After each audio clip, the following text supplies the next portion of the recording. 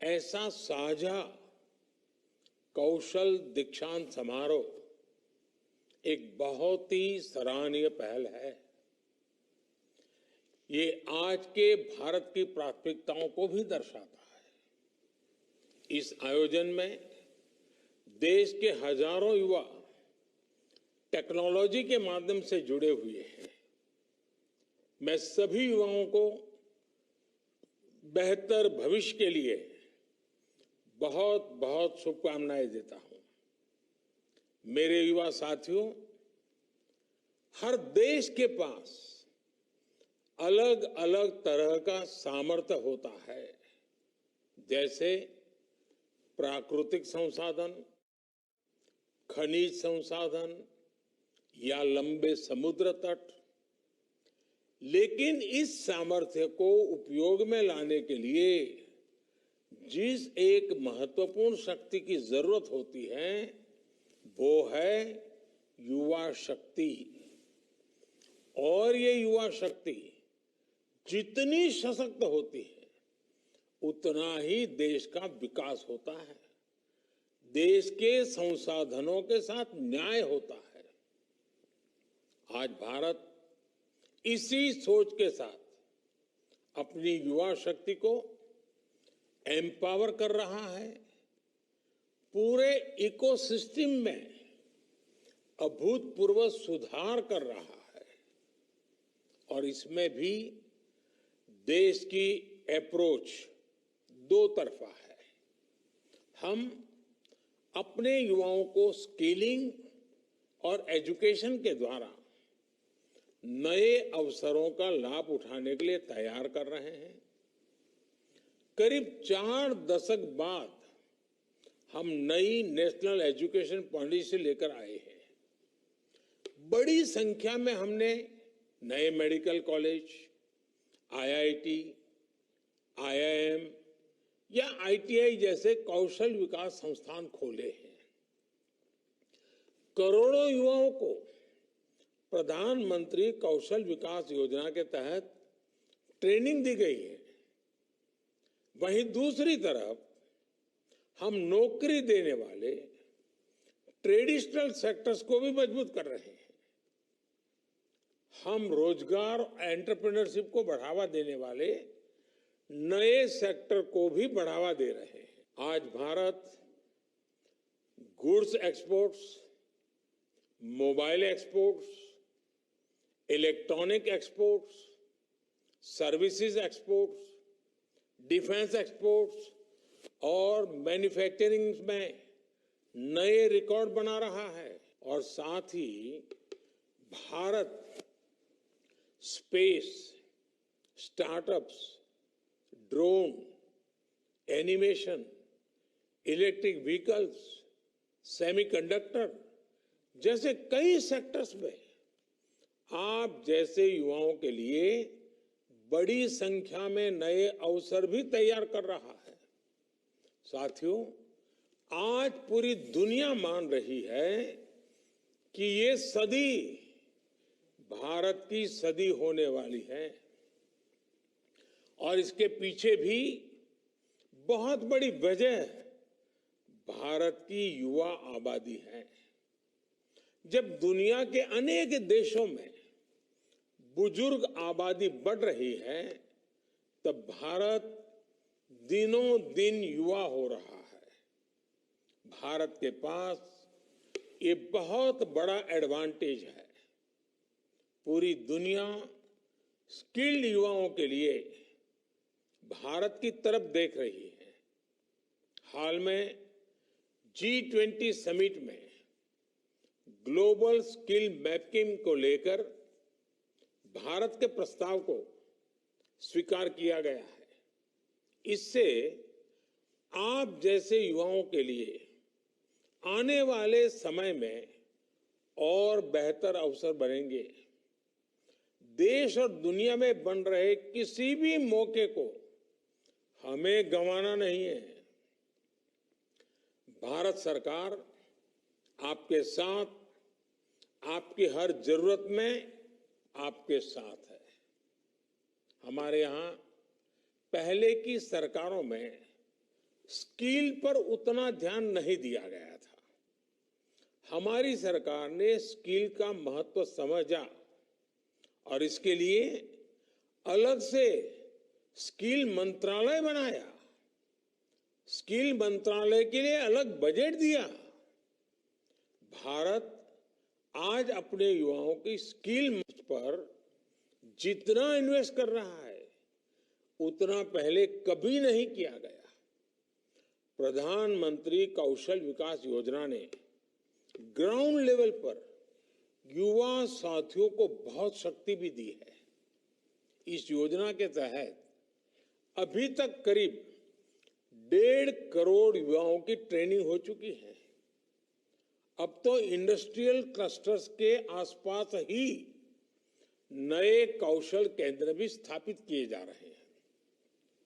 इससे इंडस्ट्री अपनी जरूरतें स्किल डेवलपमेंट संस्थानों के साथ शेयर कर पाएंगी और उनके अनुसार ही जरूरी स्किल सेट युवाओं में डेवलप करके उन्हें रोजगार से जोड़ा जाएगा। साथियों, आप भी जानते हैं कि अब वो जमाना नहीं है कि एक काम सीख गए तो बस जीवन भर उससे काम चल जाएगा। अब स्किलिंग, अपस्किलिंग और रीस्किलिंग ये पैटर्न है जिसे हम सभी को फॉलो करना ही होगा।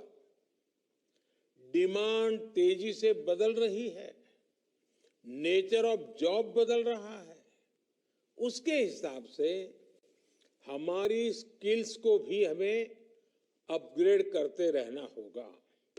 इसलिए इंडस्ट्री, रिसर्च और स्किल डेवलपमेंट संस्थानों का समय के अनुरूप होना बहुत आवश्यक है। किस स्किल में नयापन आ गया है, किसकी कितनी जरूरत है, पहले इस पर भी फोकस बहुत कम था। अब ये स्थिति भी बदली जा रही है। बीते 9 वर्षों में करीब 5,000 नई आईटीआई देश में बनाई गई है। इससे देश में आईटीआई की 4 लाख से अधिक नई सीटें जुड़ी है। इस संस्थानों को मॉडल आईटीआई के रूप में अपग्रेड किया जा रहा है। मकसद ये है कि बेस्ट प्रैक्टिसेस के साथ ही इनमें एफिशिएंट और हाई क्वालिटी ट्रेनिंग दी जा सके। साथियों, भारत में स्किल डेवलपमेंट का दायरा लगातार बढ़ रहा है। हम सिर्फ मैकेनिक, इंजीनियर, टेक्नोलॉजी या कोई दूसरी सर्विस इतने तक ही सीमित नहीं है।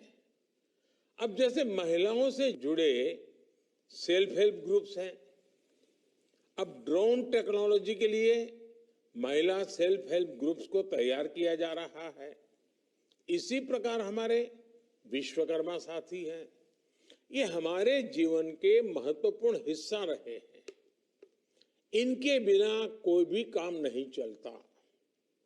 लेकिन परंपरागत रूप से अपने बड़ों से जो काम ये सीखते हैं वही आगे बढ़ाते हैं।